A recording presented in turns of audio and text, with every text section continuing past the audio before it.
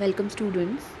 In previous lecture we have already talked about major and minor characters of this novel Pride and Prejudice written by Jane Austen.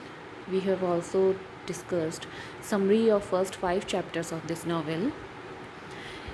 In first 5 chapters of this novel, Bennet family is introduced to the reader, Mr. and Mrs. Bennet and their 5 daughters, Jane, Elizabeth, Kitty, Mary, Lydia, and the Bennet family lives at Longbourn, and in their neighborhood there is a house, Netherfield Park, and Netherfield Park has been taken by Mr. Bingley on rent, and Mr. Bingley is living there with his sister Miss Bingley, his another sister Mrs. Hurst, his brother-in-law Mr. Hurst, and his friend Mr. Darcy.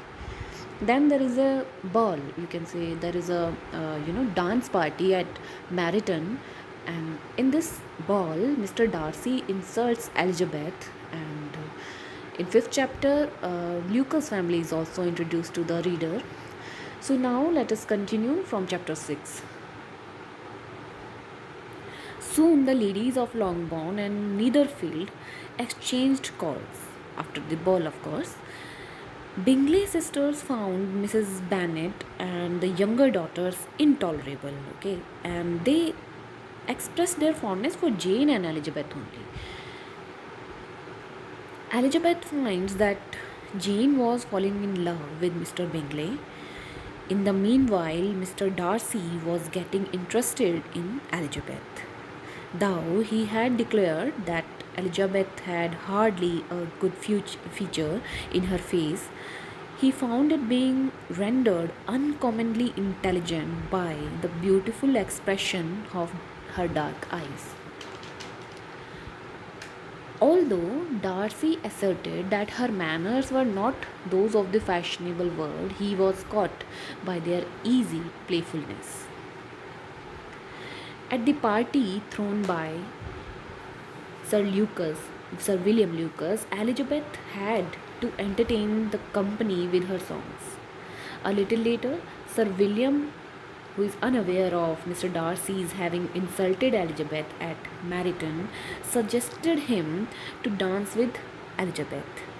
Mr. Darcy readily consented and sought Elizabeth's hand.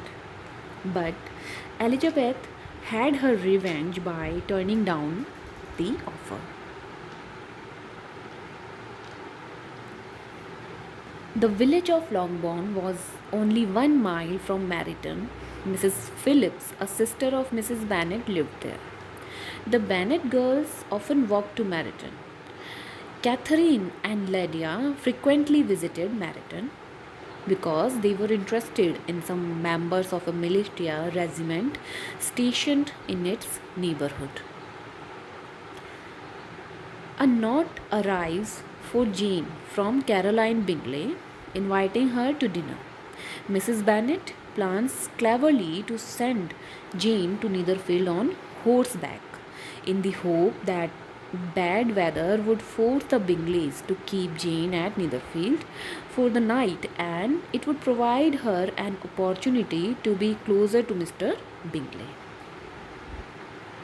The plan succeeded a bit too well, and Jane got drenched on the way, and next morning the Bennets received a note from her saying that she was having a sore throat and a headache, and that Bingleys would not allow her to leave till she was better. Then Elizabeth decides to walk all 3 miles to Netherfield to see Jane. When she reached there, she had weary ankles, dirty stockings, and a face glowing with the warmth of exercise. At that time, her appearance was not elegant, but Mr. Darcy admired that the brilliance which exercise had given to her complexion. Chapter 8. Elizabeth stayed there and joined the Bingleys for the dinner and then directly returned to Jane. Miss Bingley began abusing Elizabeth as soon as she was out of the room.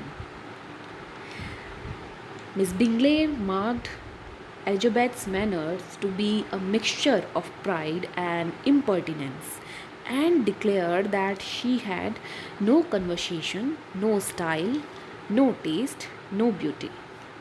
Mrs. Hurst also agreed and made fun of her dirty looks in the morning.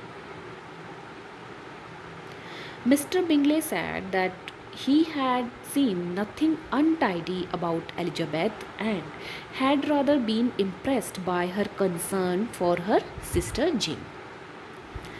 Mr. Darcy said that the exercise had brightened her fine eyes. So Mr. Bingley and Mr. Darcy did not agree with them. Elizabeth stayed with Jane until she was asleep and then returned to the drawing room where the party was playing cards. A conversation started on the accomplishment in women.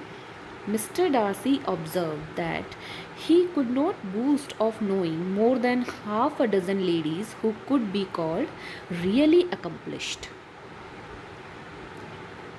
His concept of accomplishment was so high that Elizabeth was forced to comment that there could hardly be found a woman to measure up to Darcy's demands. Chapter 9.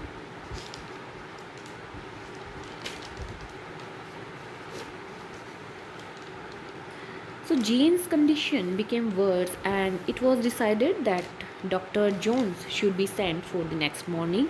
So next morning, Elizabeth had a note sent home, and on receiving it, Mrs. Bennet, accompanied by her two daughters, came down to Netherfield to see Jane. Chapter 10. When Jane was feeling a little better, Elizabeth joined the party in the drawing room after dinner. Mr. Darcy was writing a letter. Miss Bingley was distracting his attention. Mr. Hurst and Mr. Bingley were playing cards, and Mrs. Hurst was watching them play. So Elizabeth engaged herself with some needlework. Mr. Darcy's letter was at last finished, and while Bingley's sister indulged in some music, Elizabeth observed that Mr. Darcy's eyes was frequently fixed on her face. Quite unaware of Mr. Darcy's admiration for her, she thought he was looking at her simply to disapprove of her appearance. Mr. Darcy also requested her to dance, but she declined the invitation. Chapter 11. Jane, having recovered from her cold, was able to come to the drawing room after dinner. Everybody welcomed her. Mr. Bingley was full of joy at Jane's recovery. He sat down by her and talked scarcely to anyone else. After a little later, there started a verbal duel between Elizabeth and Mr. Darcy. Mr. Darcy admitted that he had faults enough, but they were not of understanding, they were of temper, which was too little yielding. He says that I cannot forget the follies and vices of others so soon as I ought, nor their offences against myself. My temper would perhaps be called resentful. My good opinion, once lost, is lost forever. Elizabeth declared that his defect was a propensity to hate everybody. So Mr. Darcy replies, and yours, Mr. Darcy replied with a smile, is wilfully to misunderstand them.